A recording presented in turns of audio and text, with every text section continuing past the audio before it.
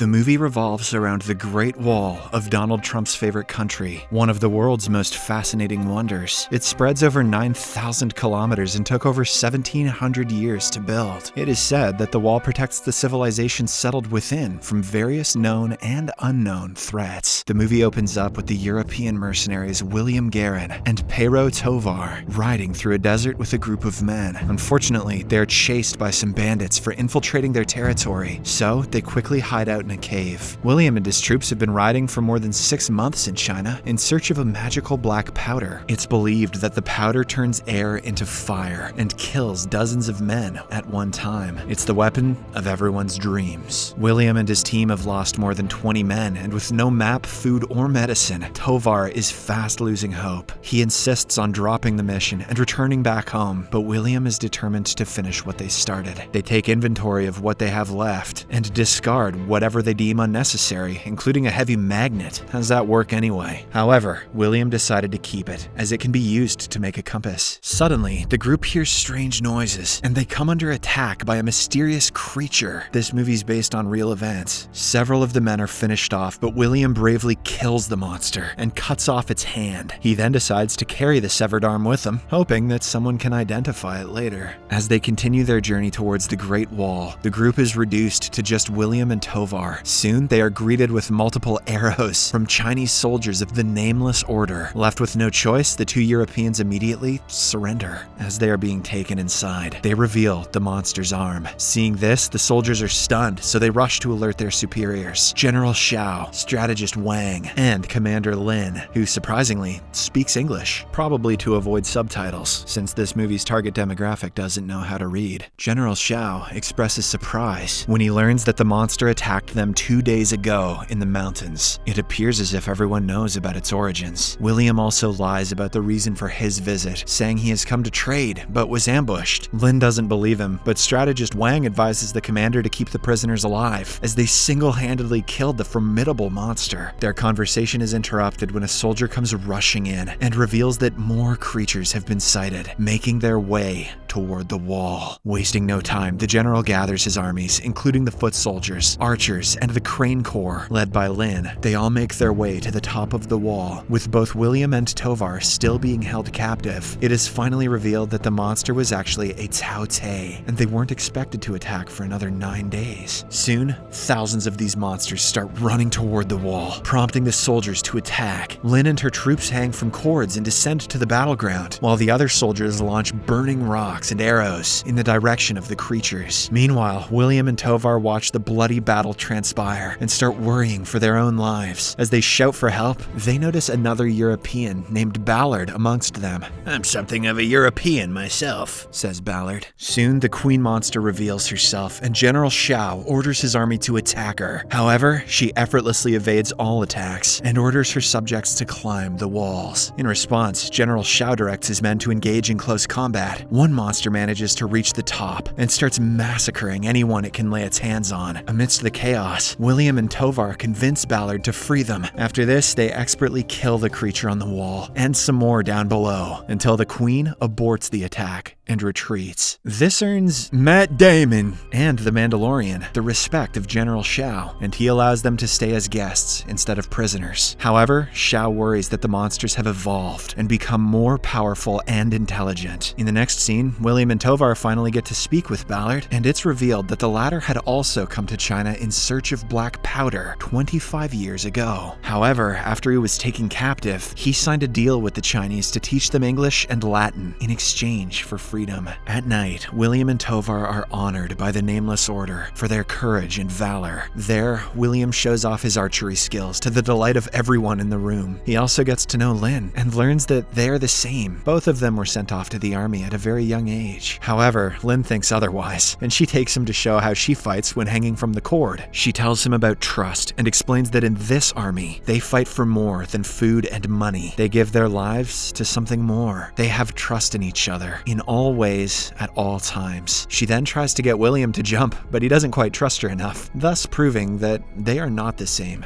Matt Damon. Later that night, Ballard secretly meets with William and Tovar to show them a glimpse of the black powder stolen from strategist Wang's supply. He says that the Tao Te will soon return for battle, and it will be the perfect time for them to make their escape. William and Tovar then speak with Wang regarding a magnetic stone they had brought with them. The latter, who knows a great deal about science, believes that the strange stone could help them fight the Tao Te. After this, Wang tells them the legend of the Tao Te. It turns out that 200 centuries ago, there was an emperor who was consumed by greed. He deceived thousands of people and terrorized the area until calamity struck. The heavens sent a meteor that crashed into the Gowu mountain, turning it green and releasing the Tao Te. Since then, these monsters rise every 60 years to scourge the north of China. They are a reminder of what happens when human greed goes unchecked. The Tao Te eat anything, alive or dead, and take food to their queen. Only with the food they supply is she able to multiply. The capital and its 2 million people are only 400 kilometers away, and if the Tao Te ever managed to get that much nourishment, no corner of the world would be safe. They should have moved further away then. The Nameless Order have tried to hunt the Tao Te, but they always disappear without any trace. Shortly after, a Tao Te attacks soldiers near the wall once again, and in the fight, General Shao is mortally wounded. Before passing away, he makes Lin the commander of the Nameless Order. Later, General Lin receives a 900-year-old report from Bian Liang, the capital, detailing the use of the magnetic stones as a way to repel the Tao Te. It's believed that the magnet makes the monsters deaf, and they are unable to receive signals from the queen, making them fall still. To test this theory, William suggests capturing one of the monsters by sedating it. The next morning, the soldiers gather for another battle against the Tao Te in the midst of a deep fog. Despite their plan to escape, William decides to stay and aid Lin during the fight. Because of this, Ballard suggests leaving him behind, but Tovar refuses to abandon his friend. Meanwhile, the soldiers are unable to capture a monster from up the wall, so William decides to slide down a chain. He succeeds in capturing one, but unbeknownst to him, another monster is lurking nearby. Fortunately, Tovar arrives in the nick of time and saves him. Soon, the two come under attack, but Lin uses rockets made with black powder, causing some of the monsters to blow up. Did I mention this is based on a true story? With this, the Europeans are rescued, and the mission is a success. After William recovers, Lin discusses the black powder with him, calling it a well-guarded secret of the wall. She calls it a terrible weapon that should never be used because of its destructive potential. She then comments that the greed of men is not so different from that of the Tao Te. Later, the soldiers test the magnet theory, and it is confirmed that it can be used to tame the monster. A lieutenant then proceeds to take the beast to the emperor, as per the imperial order. Meanwhile, William goes to thank Tovar, but the latter calls him out for pushing their goal of stealing black powder aside. He reminds William that he's a thief, a liar, and a killer. He can never be a man of virtue. It's a pretty hypocritical thing for Joel to say. In the next scene, the soldiers detect some activity near the bottom of the wall. When they rush to investigate, they find a massive hole that the monsters have created. Now, they are on their way to the capital. Meanwhile, Tovar and Ballard locate the black powder hidden in the walls. With the soldiers preoccupied, they use some of it to blow open the door to the room where most of the powder has been stored. That was risky. The commotion attracts the attention of William, and he finds the two proceeding to steal the powder. He urges them to stop, but they refuse and instead knock him out before running away. On the other hand, Lin decides to head to Bian Liang on balloons to defend the emperor. However, before they could embark on their journey, she learns about Tovar and Ballard's betrayal. Infuriated, she accuses William of collaborating with the two, saying that she would have killed him herself if she wasn't the general. However, a young soldier who witnessed the entire thing steps forward and reveals that William actually tried to stop the other two from taking the powder. Nevertheless, Lin imprisons William before heading towards the capital city with her troops. She also sends a cavalry after Tovar and Ballard. Meanwhile, as the two are riding through the desert, Ballard betrays Tovar and leaves him stranded in the middle of nowhere. One by one, the soldiers set off on hot air balloons to the city. William is also freed and told to go back to his world and warn them about the incoming danger. However, he refuses to leave and instead decides to fight the monsters. And when he learns that the only way to save the world is by killing the queen, he boards a balloon and sets off for the capital. Elsewhere, Ballard is captured by the bandits and taken hostage. At night, while they are going through his stuff, they accidentally light up the black powder. Unfortunately for them, the powder immediately explodes, killing everyone on the spot. Meanwhile, Tovar is captured by the cavalry sent by Lin. In the capital city, while experimenting with the monster, the young naive emperor removes the magnetic stone for a second, causing the Tao Te to wake up.